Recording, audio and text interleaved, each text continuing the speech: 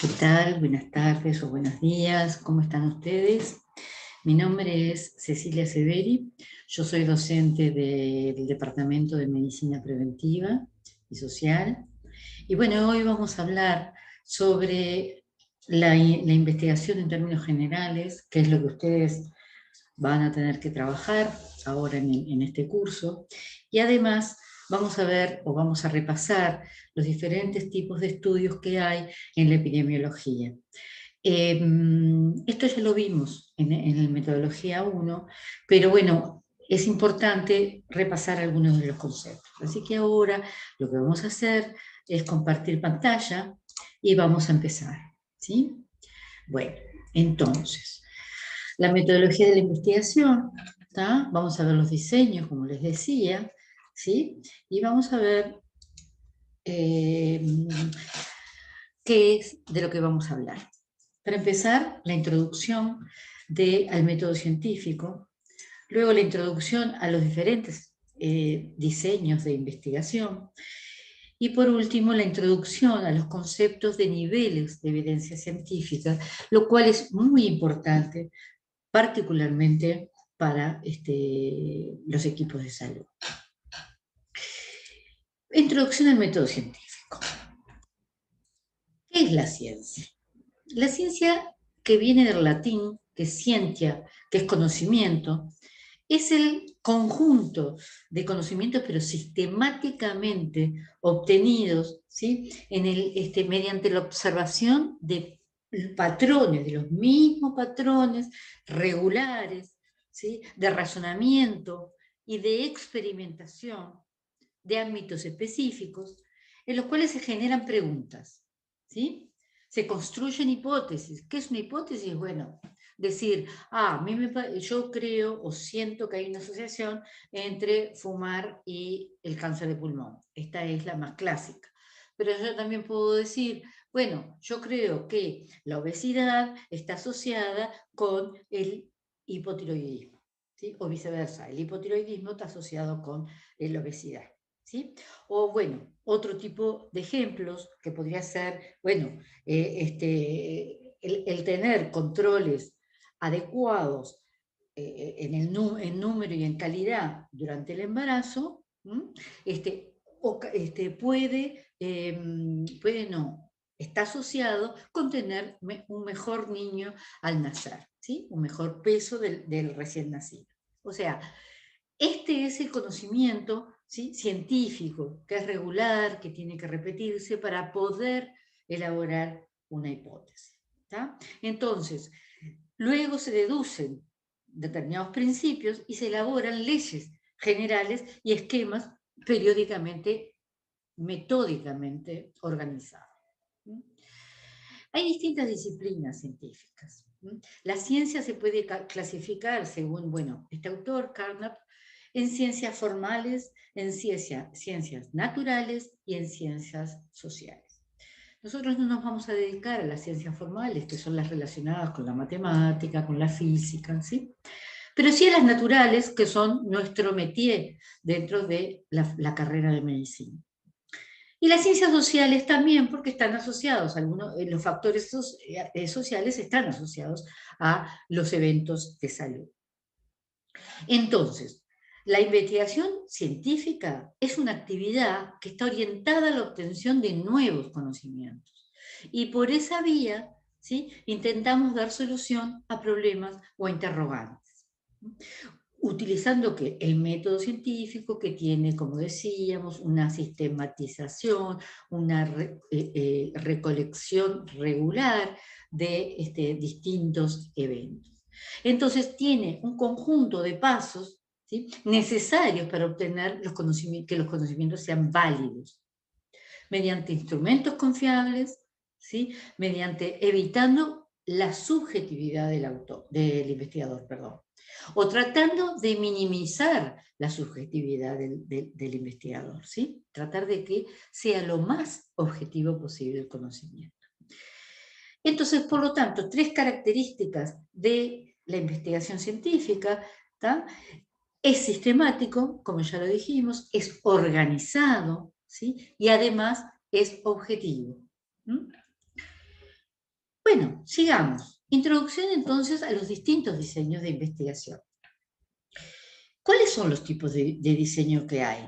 Existen, nosotros vamos a hacer un abordaje fundamentalmente de los cuantitativos.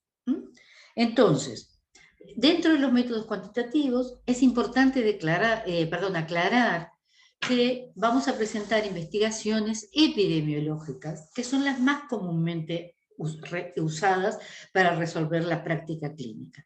Y analizaremos diseños clásicos o puros, por decirlo de alguna manera, ¿sí? Porque en realidad la literatura científica muchas veces encuentra diseños que son híbridos, es decir, que no claramente tienen un diseño de acuerdo a las características que nosotros vamos a ver. Fíjense en este esquema, que nosotros esto ya lo hemos estudiado hace unos años, que es que los tipos de estudios se dividen en dos tipos. Unos que son no experimentales y los otros que sí son experimentales. ¿Qué quiere decir esto? No experimentales u observacionales es que el investigador no interviene en el estudio, solamente observa, ¿sí?, lo que está ocurriendo. Mientras que el experimental, los investigadores sí intervienen. Hacen un experimento, como si fuera en un laboratorio, pero en la población, ¿sí? Entonces, el ensayo clínico puede ser aleatorizado o con asignación no aleatorizada, ¿sí? ¿Qué quiere decir esto? Que la distribución de los pacientes o los casos que nosotros tenemos, ¿sí?, van a estar distribuidos independientemente en cada uno de los grupos. ¿tá? Con eso minimizamos el sesgo de selección de esos casos. ¿tá? Pero si puede ser una ECA simple o una ECA cruzada. ¿sí? Los no experimentales o los observacionales tenemos dos tipos. ¿tá? Acá lo que sí hay es como una hipótesis que nosotros queremos analizar, que no es tan, no tiene un nivel de evidencia tan alto como la experimental, pero sí tienen un nivel de evidencia mayor que los descriptivos. ¿sí?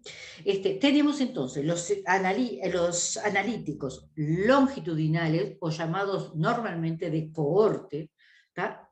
Y tenemos los descriptivos, que son, digamos, que es como si fuera una fotografía, ¿tá? En un momento dado. Dentro de los descriptivos tenemos distintos tipos. ¿sí? Tenemos estudios de prevalencia, estudios ecológicos, pruebas diagnósticas, serie de casos clínicos. ¿tá? En general en psiquiatría y en psicología se usa mucho las series de casos clínicos, que es tomar distintos casos, ¿tá? de una misma patología y escribirlos. ¿tá? Eso es una serie de casos. ¿tá? Pruebas diagnósticas, bueno, si yo tengo una prueba diagnóstica que es un patrón de oro, que yo sí sé que funciona y que me da el diagnóstico, bueno, comparo con otra prueba para ver si efectivamente funcionan de la misma manera. Esto en general se usa sobre todo para simplificar las pruebas diagnósticas. Ecológicos y de prevalencia. Prevalencia es simplemente saber qué porcentaje hay de población, por ejemplo, de población obesa, de niños con retraso de crecimiento, de hipertensos, de diabéticos, en fin. Prevalencia, ¿verdad? Cantidad o porcentaje, ¿sí? Dentro de la realidad, por ejemplo, del Uruguay o del mundo, ¿sí? De casos, por ejemplo, de COVID, que es en el momento actual, ¿sí? De lo que estamos viendo actualmente. Y los ecológicos lo que hacen es estudiar o relacionar no solamente al individuo, ¿tá? sino a grupos de individuos. Por ejemplo, escuelas, por ejemplo, países, por ejemplo, barrios. ¿sí? Entonces estudian la relación entre un barrio y la mortalidad infantil. ¿tá? Eso no quiere decir de que todos los niños que nacen en ese barrio tienen mortalidad, se mueren, digamos. Son estudios justamente ecológicos, ¿tá? Estudian grupos de población. Después tenemos los analíticos. Los analíticos en realidad, justamente por su nombre, se llaman analíticos longitudinales, ¿sí? Porque estudian a lo largo del tiempo un factor de exposición y un evento de desenlace. Y esto se divide en dos tipos. Los de cohorte, que parten de la exposición, y ahora lo vamos a explicar un poquito mejor, y los de caso control. Entonces, según los objetivos, como dijimos, pueden ser descriptivos o analíticos. Descriptivos, ya dijimos, se limitan a describir los datos observados, son estudios en donde el investigador no interviene no interviene en la investigación. No quiere decir esto que no sean importantes. Normalmente, cuando yo no conozco un evento, ¿sí? Empezamos por un descriptivo. No se puede despreciar ni descartar un estudio descriptivo. ¿Sí? ¿Cuáles son las ventajas de estos estudios? Bueno, que no son demasiado complejos de llevar a cabo, que revelan patrones de ocurrencia de determinados daños, como decíamos hoy, de prevalencia de determinadas patologías, por ejemplo, de salud ocular, en fin, de COVID, factores, en fin. Y identifican sectores de la población, por ejemplo, los niños, los embarazados, son sectores de población más vulnerables a determinadas patologías, y permite levantar o formular preguntas o levantar o plantearse hipótesis. Y bueno, esto posiblemente se deba a esto otro. ¿Cuáles serían las desventajas de esto? Es que no poseen hipótesis a probar, o sea, no se puede, con un descriptivo no se puede probar una hipótesis. No permiten obtener conclusiones sobre la etiología o evaluar efectos de los cuidados médicos. Y solo buscan describir fenómenos o situaciones y plantear una posible relación entre causal y característica. Pero ¿cuál es el problema? Que como el efecto y el factor de exposición están medidos al mismo tiempo, no podemos saber quién está primero y quién está después. Los descriptivos, entonces, está, como dijimos, es una descripción de un caso, descripción de una serie de casos, descripción de una población. Corte transversal o de prevalencia, ¿sí? También es como si yo hiciera una fotografía, ¿sí? De una situación particular, ¿no? Yo estudio, por ejemplo, la prevalencia o el estudio de corte transversal en un hospital, en un centro de salud, sobre cuántos pacientes tengo de diabetes. Y veo, ¿tá? Y describo qué factores pueden estar asociados, ¿sí? Estos son los de corte transversal. Pero también tenemos los analíticos, que son muy importantes, que son los estudios de cohorte, como decíamos, en donde nosotros tenemos un factor de exposición y tenemos un evento de desenlace. Y acá tenemos el esquema. Tenemos la población de estudio, tenemos la exposición, por ejemplo, al tabaco, que es lo más común, y la no exposición al tabaco. Y luego medimos quienes desarrollan a lo largo del tiempo, quienes desarrollan esa exposición y quienes no desarrollan esa exposición. Por ejemplo, cáncer de pulmón positivo, cáncer de pulmón negativo. Y la no exposición, ¿tá? al tabaco, ¿tá? Y después vemos cuántos tienen cáncer de pulmón y cuántos no. Si nosotros vemos que el cáncer de pulmón es mayor en aquellos que fuman, ¿sí? Sabemos o concluimos que el cáncer, que la exposición al tabaco aumenta, ¿sí? El riesgo de padecer cáncer de pulmón. Los estudios de cohorte entonces son grupos expuestos que están sometidos a una exposición y es imprescindible tener una correcta definición tanto de la exposición como del evento del desenlace, ¿sí? Tenemos un grupo entonces, un grupo expuesto y un grupo control no expuesto. Y tienen que tener características similares, esto es muy importante, salvo en el caso que yo estoy estudiando de la exposición. Puede haber sesgos, ¿sí? O errores sistemáticos, y esto es muy importante para poderlos controlar. Puede haber sesgos de selección. Si yo quiero probar que un factor de exposición está asociado con un evento de desenlace, puedo seleccionar aquellos pacientes o aquellos casos en donde es más probable que haya ese evento de desenlace. Entonces puede haber lo que se llama un error sistemático de selección de individuos que en definitiva distorsionan la verdadera asociación entre un factor y un daño.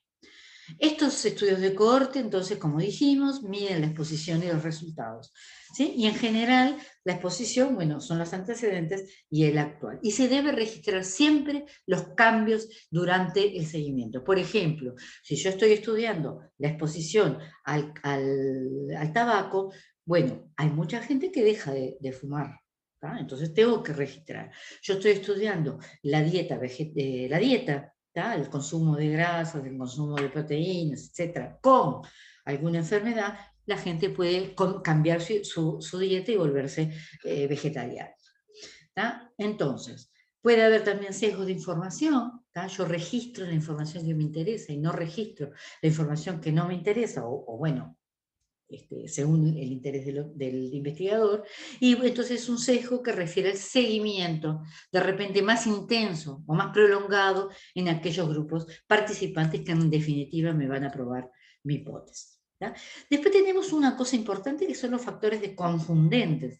¿Qué es un factor de confusión? Un factor de confusión es un factor que se asocia al daño, perdón, a la exposición, pero también se asocian al evento de desenlace.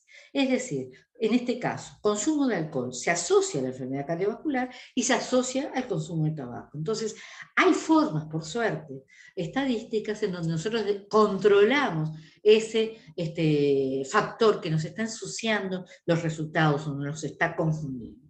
¿Sí? Los casos controles, en realidad, es al revés. Partimos del evento de interés y vamos hacia atrás a la exposición. Acá tenemos el ejemplo. Tengo la población de estudio, tengo los que están enfermos con cáncer de pulmón y los que no están enfermos con cáncer de pulmón. Voy para atrás y veo cuál ha sido la exposición al tabaco y cuál no ha sido la exposición al tabaco en cada uno de los enfermos. ¿Sí? Los casos control difieren de los cohortes porque parten del evento y salen para atrás a la exposición. Y lo que pasa, la desventaja es que no permiten medir incidencia. ¿Cuál es la incidencia? Es el caso de números nuevos. Si yo parto de la exposición y voy hacia el evento, yo puedo saber cuántos casos nuevos tengo. Pero si yo parto del caso y voy hacia el daño, hacia la exposición, no puedo medir incidencia, mido solamente prevalencia, pero son útiles, sobre todo en los problemas que tienen de salud, sobre todo en los problemas de salud de muy baja frecuencia y de largos periodos de latencia, porque entonces si yo hiciera un estudio de cohorte tendría que pasar muchos años, mucho tiempo para poder ver el evento de desenlace. ¿Sí? Entonces es importante la selección de los casos, tiene que haber una definición muy clara de los casos, de los casos, ¿tá? Y también del problema de salud que se estudia. ¿Sí? Y en los estudios de casos y controles, ¿tá? También tiene que haber una selección de los controles, que sean también muy similares a los casos, salvo en la patología o en el evento de desenlace que estoy estudiando. ¿Sí? Entonces, puede haber también sesgos de selección o de información, porque pueden no ser similares, perdón, son similares, ¿verdad?, a los casos de las cohortes. Estos estudios también pueden tener variables de confusión. El concepto es igual que para los estudios de cohorte. Los grupos deberán ser, como decíamos hoy, basalmente similares, lo cual no es muy difícil de obtener, y si existieran variables de confusión, deben ser tratadas estadísticamente. Por eso yo les pongo acá el esquema de asociación causal de Bradford Hill, recordándoles lo que habíamos visto en metodología 1, en donde tiene que haber una secuencia temporal adecuada para poder decir que es una asociación causal, o sea que un factor causa el evento. Tiene que haber validez interna de los estudios que demuestren esa asociación. ¿tá? Tiene que haber una relación dosis-respuesta, ¿verdad? A cuanto más cigarrillo fumo, más el riesgo de padecer cáncer. consistencia en la asociación, ¿tá? Me tiene que dar una vez, me tiene que dar otra vez, me tiene que dar otra vez, ¿tá? Tiene que haber una verosimilitud o plausible, biológica, tiene que haber algo que realmente pueda explicar una cosa con la otra, biológicamente, ¿tá? Y tiene que haber una especificidad de la asociación, ¿tá? Los experimentales, que en realidad tenemos la exposición, la población de estudio, grupo de intervención, grupo de no intervención, y después tenemos el resultado y el no resultado, ¿tá? Y se dividen al azar, ¿sí? Entonces, estos resultados lo que hacen justamente es repartir los factores que yo conozco, ¿tá? Similares, pero los factores que yo no conozco y se reparten similarmente en un tipo de estudio y otro. ¿tá? Y entonces el patrón de referencia, lo importante es que tiene que ser una investigación clínicamente controlada, aleatorizada. Y acá está el nombre en inglés, ¿tá? Randomized Controlled Trial. ¿sí? O sea que se hace al azar, ¿tá? Y controladamente, ¿tá? el ensayo. Y acá tenemos el ejemplo, ¿tá? Tenemos el esquema de cómo es la distribución, la aleatorización, y después vemos el resultado sí, el resultado no, resultado sí, resultado no, con los criterios de elegibilidad, bueno, que sean de elección. Las ventajas son el máximo nivel de evidencia científica, el máximo no, hay otro nivel un poquito más alto. Es importante, como decíamos, aleatorizar, porque los factores de confusión están en uno y en otro, ¿sí? Y la aleatorización es una de las cosas más importantes de los ensayos clínicos. ¿Y puede hacerse un estudio de ensayo clínico aleatorizado para probar si el tabaco causa cáncer de pulmón? No. ¿Por qué no? Porque, bueno, porque hay elementos que son no éticamente aceptados. Yo no puedo intervenir a un grupo que fume y a otro que no fume, ¿sí? Para probar si se desarrolla el cáncer de pulmón. ¿tá? Entonces, muchas veces hay preguntas, hay objetivos de alguna investigación que no se pueden hacer a través de un estudio clínico. En suma, vimos todos los sistemas de los distintos diseños de estudios, vimos las características básicas de cada tipo de estudio y nos van a orientar a qué tipo de estudio yo tengo que acudir para ver cuál es mi objetivo a estudiar. Ahora, ¿qué pasa si hay un estudio, más de un estudio, con igual metodología, con similares características y que contestan una duda clínica? ¿Cómo elijo cuál elegir, cuál leer? En ese caso necesito hacer una síntesis de la evidencia científica y lo hacemos a través de lo que se llama un documento de revisión. Que vamos a ver otra grabación sobre revisiones que pueden ser sistemáticas o narrativas, ¿tá? Que es un tipo de estudio que van a hacer muchos de ustedes en este curso, en donde yo reviso la bibliografía exhaustivamente y que tenga que ver con el objetivo que yo estoy estudiando, ¿sí? Y luego hago una síntesis, la presento y hago una síntesis y una descripción de cuáles son esos eventos y esos resultados. Y esto se llama revisión sistemática con sus estudios estadísticos más importantes. Otra cosa que se puede hacer es buscar un documento científico que incluya recomendaciones. Esto se llama una guía práctica de clínica, ¿no? Y bueno, finalmente, entonces, vamos a hablar de los niveles de evidencia científica, ¿tá? Porque todos estos estudios tienen cierta relación en lo que refiere a la evidencia. Entonces tenemos lo que es la evidencia in vitro, laboratorio, luego tenemos la evidencia en los animales, las investigaciones animales, después podemos tener ideas, opiniones, editoriales, que se usaba mucho, ¿tá? Cuando no había evidencia empírica, los informes de casos, vamos subiendo y vemos los estudios transversales, seguimos y vemos los casos control, el estudio de cohorte tiene más evidencia que el caso control, porque empezamos por la exposición, el ensayo controlado aleatorio y las revisiones sistemáticas que tienen su propio método estadístico para el estudio que se llama meta-análisis. ¿sí? Entonces, bueno, los niveles de evidencia, como vimos, están en esa pirámide, Y se utiliza el grade para poder ver qué nivel de evidencia tiene esos estudios.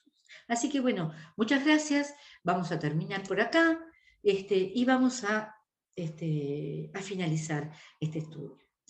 Nos vemos entonces en algún otro momento. Hasta luego.